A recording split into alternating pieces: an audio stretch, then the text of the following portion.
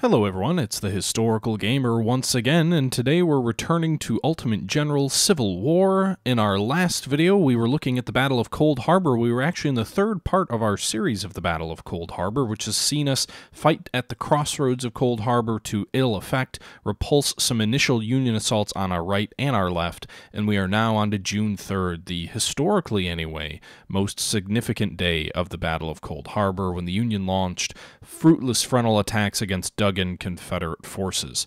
Thus far, on June 3rd, not much has happened. A little bit of probing, a little bit of maneuver, but the last episode was very null and void of any serious action. It was almost the calm before the storm, so we may see some uptick of action here. This video was actually recorded just a couple of days ago in a live stream that I recorded, a late-night live stream that I've been doing quite a bit of lately.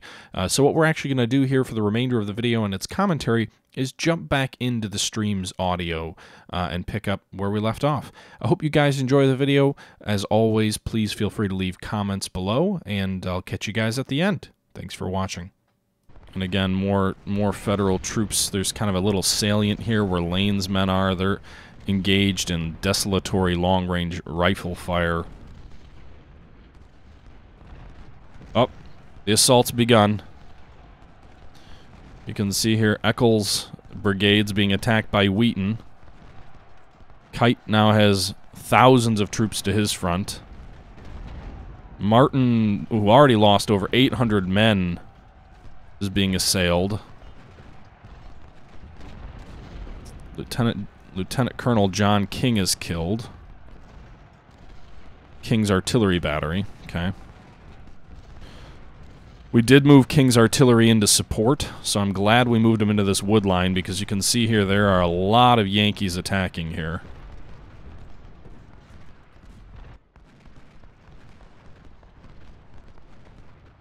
Okay.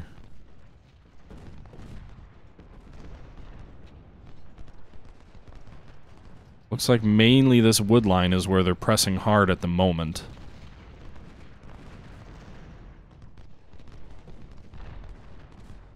Wow, 600 casualties inflicted to 31 received. That's some effective fire. Let's move these sharpshooters over this way.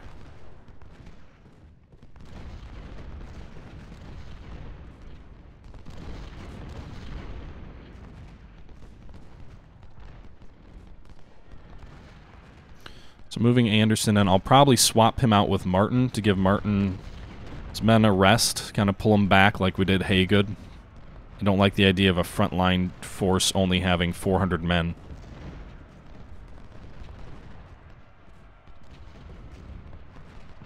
Although the Yankees are kind of falling back without too much. Alright. Anderson, get into position. Martin's falling back. Alright. So Anderson's men are into the trenches. Gregg is coming up behind Colquitt. Meanwhile, on the north, we've got Bryan engaging heavily. And Wolford as well.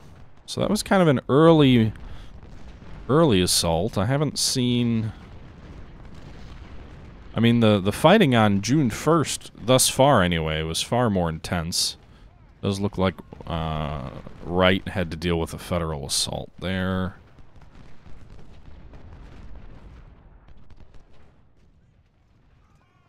Bedwell is kind of just, I suppose, making a show of it.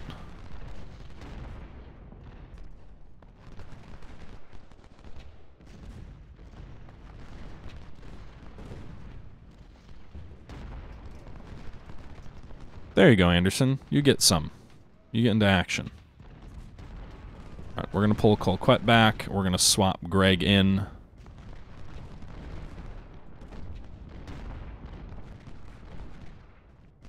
Again, troops that fought as heavily as Colquitt did, again with his commander also wounded.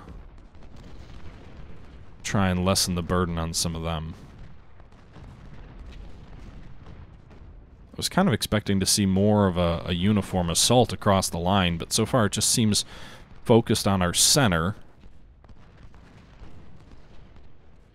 The Newt Gingrich books, Chris? Yeah, those books do go a bit bizarre after. The first book seems plausible, seems relatively well-researched. From what I remember, I read it like 10 years ago. But yeah, the second book, and especially the third book, just get real bizarre. I also think he underestimates the South's ability to replace its losses after some of those battles. Lee kind of gets worn away, without spoiling too much. His army kind of starts to get worn away in a way that isn't accurate, really, historically, until after the Overland Campaign, which it took a lot more punishment in, you know, plus Gettysburg, which had occurred before it. I think the South would have been able to keep Lee up to strength a little bit more effectively than the book allows for. Okay.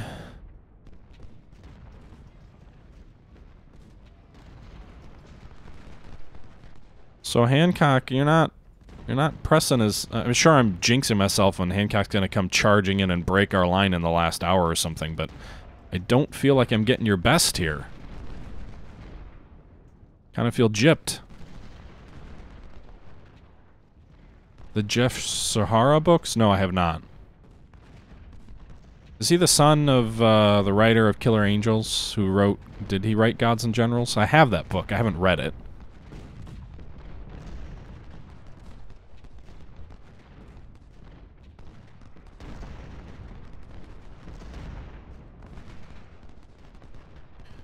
Okay. Alright, so they are advancing down here a bit.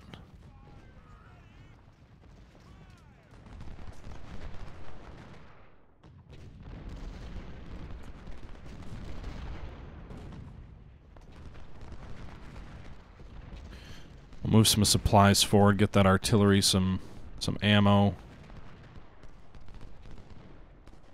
We're under an hour left. Hi, Vital. I see you're over there on Twitch. I think you were on the stream yesterday, and you were kind of asking where the majority of the viewers who watch the channel watch from. The majority of my viewers actually watch on YouTube. Very few people watch on Twitch. I've only just recently kind of started streaming on Twitch more regularly, but I stream on YouTube and post videos on YouTube much more frequently. Hi to you, Marsock Matt. Marsock, eh? All right.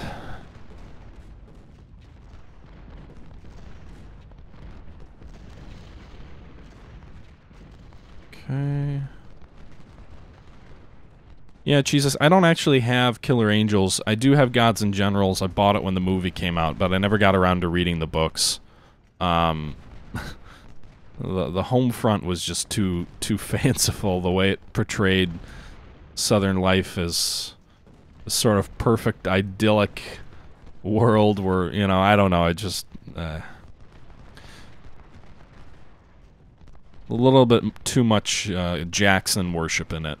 Don't get me wrong, Jackson was a great commander, but it was a little bit thick on the Jackson worship. We'll just put it there. The movie is long.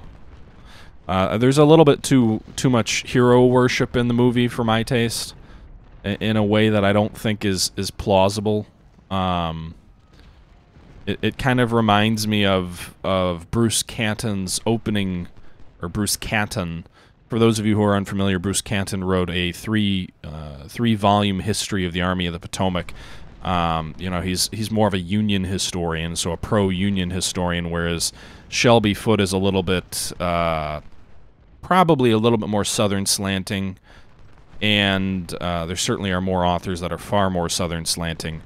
But Canton has an interesting line in his introduction where he's talking about as he was a young child in Michigan, remembering some of the veterans of the Civil War, because at the time he was alive, there were still some veterans as he was growing up.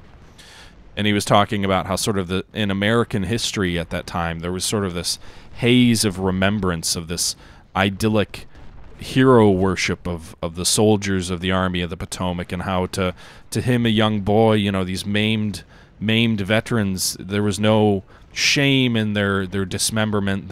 You know, he almost seemed like they were lucky that they had this, you know, this permanent scar and proof of their patriotism, and how, you know, absolutely ridiculous it was for him to think that somehow that, you know, that individual would think he was lucky, or that he had this permanent sign of patriotism, and how American society kind of lost what the war meant, lost an understanding of how horrific the war was. It became blurred in this constant sense of remembrance days and parades and flag waving, and people forgot what war really was.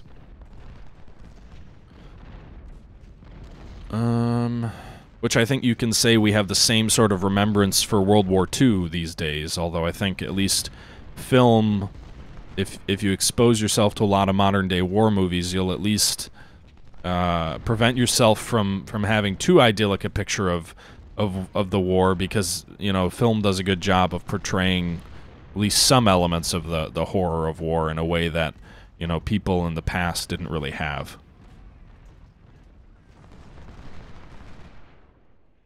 But I'll get off my soapbox and stop my my diatribe there.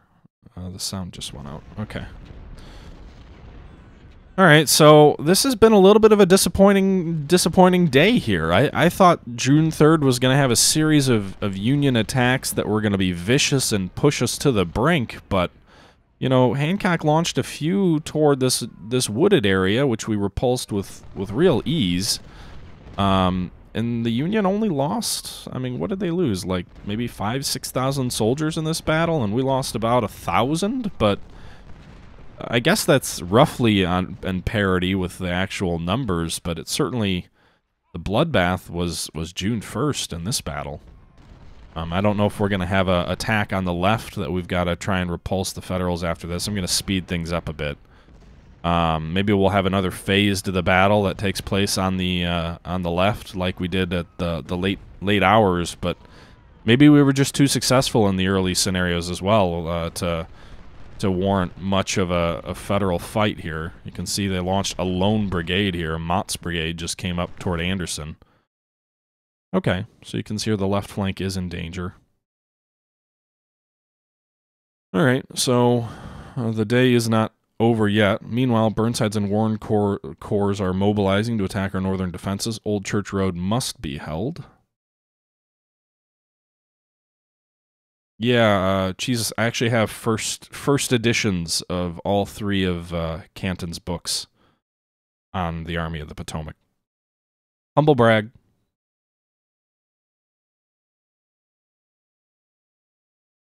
Our left is defended by Heath's elite division, Heath, but his forces are not sufficient to cover a large front, so the enemy will surely attempt to breach our defenses here.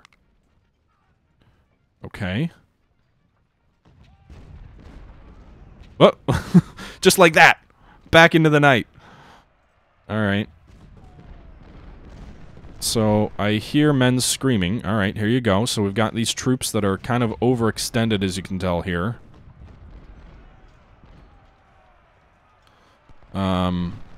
They're all in trenches, but you can see here the Federals are launching an early morning charge at our troops, who are outnumbered. Now, fortunately, at least Schweitzer's brigade's going to get enfilading artillery fire.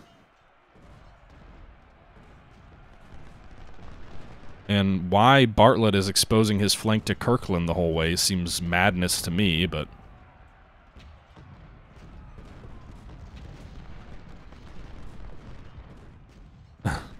Yeah, except Grant, the income tax was struck down after the Civil War and didn't reappear until World War I, I believe it was. It was ruled unconstitutional and disappeared after the Civil War.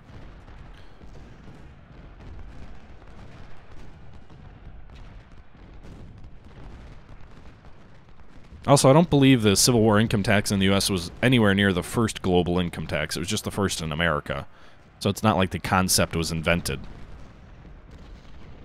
Alright, I'm going to move Grimes's brigade around to Kirkland's rear, because they're really massing strongly to his front. I could certainly see Kirkland being overwhelmed with all these brigades. Of course, that does leave Doyle in battle a little bit exposed. Yep, Kirkland already pushed back. Shit.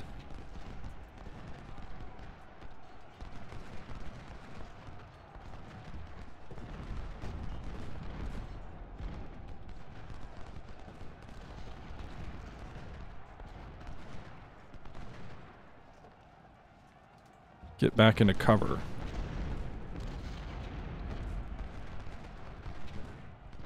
Do I have a commander I can ride north to give him a morale boost? No. Doesn't look like it. Alright, so Kirkland's back in his... or at least rushing back into his defensive positions.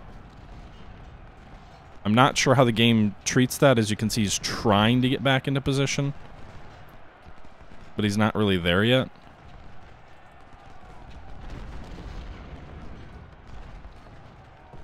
Okay, so his morale is low. He is driving Robinson back, though, it looks like. Meanwhile, Grimes is up to support. Battle's being pressed. If he breaks, we're in trouble here. Yeah. As you guys put it, shit just got real. Alright, I need to figure out a way that I can support these guys. These guys are going to take a while to get there. Maybe we can shift Evans north, move Lewis into Evans' position, and then we can shift Bennett north, because they're really kind of launching a very localized attack on our position. So actually, let's shift Doyle north, move Bennett into Doyle's position. Well, I guess... I'll leave Bennett here. Rush Doyle that way.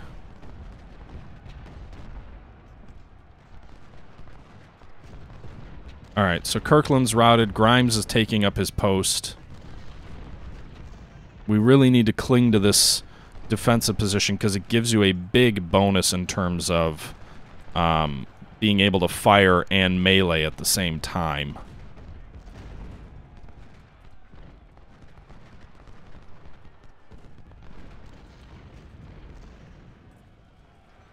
This is the real vulnerable point in my mind. Alright, stop and shoot.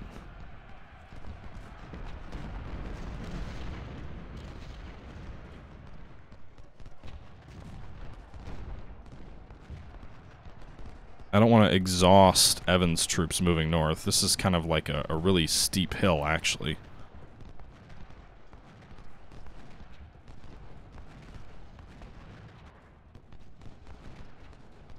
I'm gonna pull Toon's troops north. Maybe move Lewis. I don't want to... I mean, this is a victory point we have to hold down here, so I don't want to over-adjust, but we do need to shift some troops north. Oh my god. Dear God. Alright, Kirkland, you've had enough rest. Get back in the fight.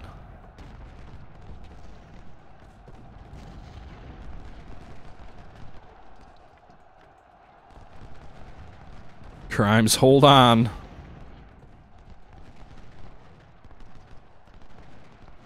Do I dare pull Fry, leave Fry and pull Cook? Ugh, you're so exposed in the north there, but the enemy's main attack is here in the south. The other thing is there's no real objective point here, so the only thing losing here does is it causes us to lose our victory point further north, but...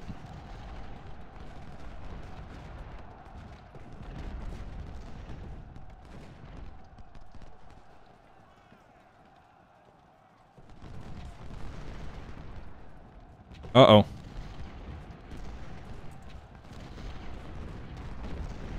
In you go, Kirkland. Into the trenches. One troop retreats, the other fills their spot.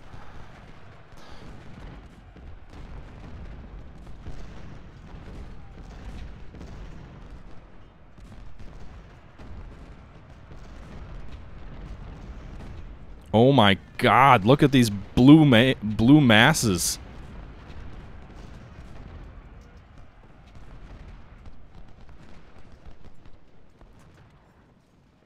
Alright, Evans, you're gonna go north and support Grimes, and you're gonna go on the double. You're in good shape, you're in the open, you can run.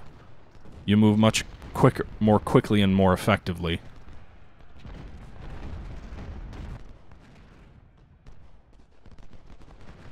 We'll break some skirmishers off here in the south, just to kind of hold a skeleton line, if you will. If the enemy decides to advance down that roadway. Lewis is coming north as well. Alright, let's move some supplies for it. I don't know what their ammo is, but they're probably starting to get low. Evans is still in good shape. Grimes is hanging in there.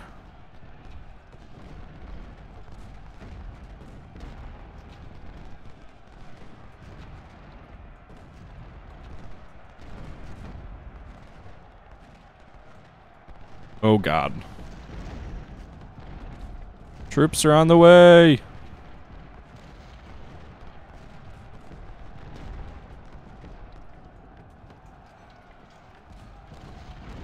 I want you to get in... Ugh. I'd rather you get into those woods, Evans. Oh shit. In you go, Evans!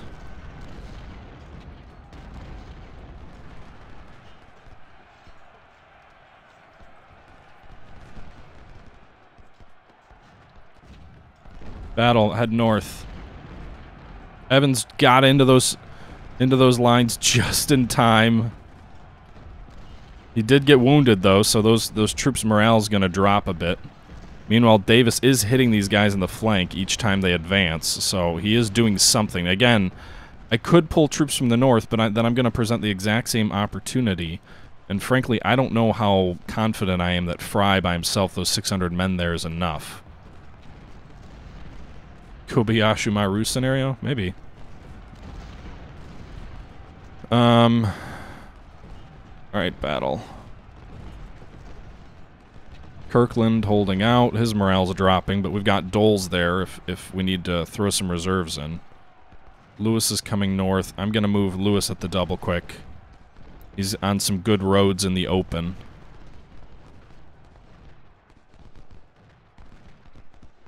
Do we take York out? I don't know if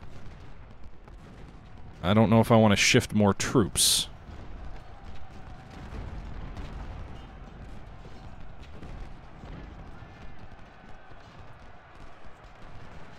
Evans's morale is holding strong despite the fact that he was wounded. Oh my god.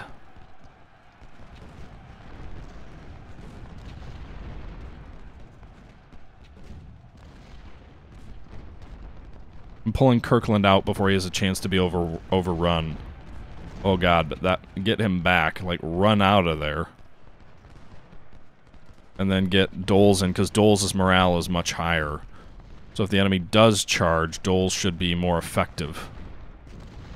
Of course, it shouldn't have pulled him out that way to expose Kirkland's flank. They're definitely going to retreat now.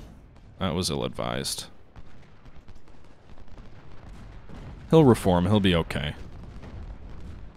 Alright, so we've got more men now on this line in these woods. I'd rather them get a little bit better cover. Stop running. Alt. Just engage from there. Lewis, stop running. Okay, so 75 cover, 100 cover, 99, and 100. Evans got some support. Oh my... Just look at this! Early morning assault on our left. No big deal. I'm assuming Hancock will have one more scenario maybe where Hancock will launch his assault. Given how, you know, non-existent that first effort was. Let's shift Cook south a little bit. Fry is dead. So that's bad for morale, but I am going to pull Cook out a bit. I may exchange him with Davis and shift Davis south. All this fighting is going on nowhere near a victory location. It's kind of like, hey, could we take this? Maybe we can distract them and see. Let's see if they've got any troops over here. So we'll send 2 skirmisher formations forward toward the church. They have some artillery at the very least, but I don't know if they have any infantry down here. That'll give me a better sense of if I can shift troops north. We've got a brigade charging Bennett now. He's heavily overextended. He's holding this whole line with 500 men. Let's move early north.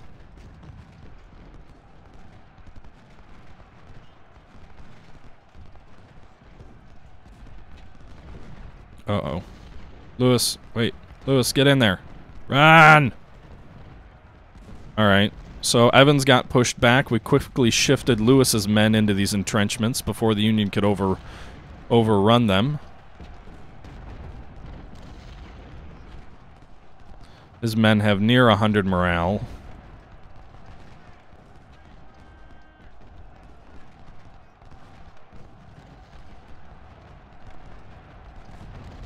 And almost 1,000 men.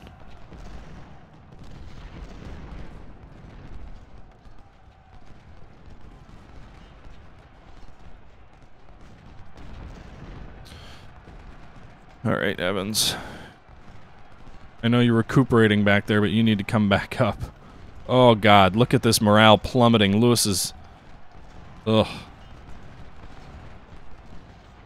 That next volley you guys fire needs to drive those guys back.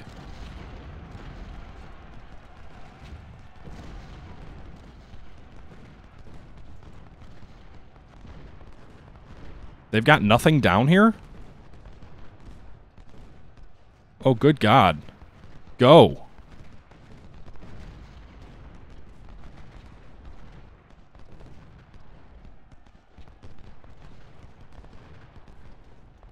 This may be ill-advised, but we're ordering a general advance here on the southern flank. We'll shift some artillery north. We'll leave some skirmishers in our defensive works here, in the event that the enemy does something.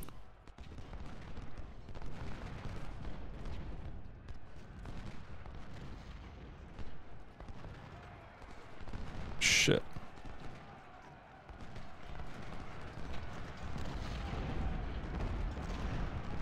Evans is back in the trenches. Lewis is getting pushed back. But again, the entire federal effort is attacking... I mean, yes, it exposes our flank up here, but if we can hold this spot for 7 more minutes, we'll hold the federal rear, as well as the This is a pretty important position, as long as we can hold there. I don't think there's any way in the next 5 minutes they'll take this objective, unless they just charge it and drive us back, which I suppose is possible.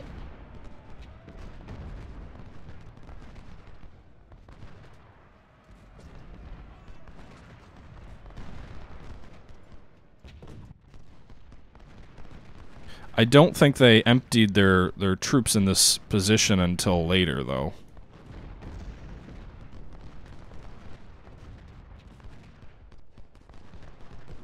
I don't know if we have to hold for 8 more minutes. It's at 0, but the battle continues along the right flank.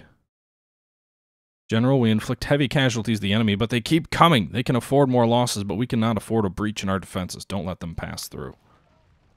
Okay. So this, again, the game treats these troops that are in these fortifications really bizarrely. It does look like the troops stayed in our defensive positions, but they were like in a different formation for the first few seconds. I guess we'll see if they launch a more vigorous attack. It does look like they may.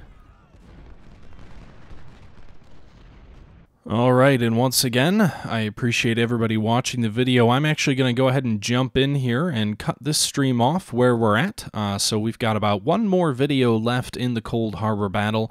We held on by the skin of our teeth on our left. We're shifting over to our right and into the final act, into the grand finale of the Battle of Cold Harbor. We're hanging in there, guys. So far, so good. But things at times seem easy and at times seem to be a near run thing. Once again, as always, I hope you guys have enjoyed this video series as we move toward the conclusion of the Battle of Cold Harbor. And until next time, guys, this is the Historical Gamer saying thank you for watching, and I'm out.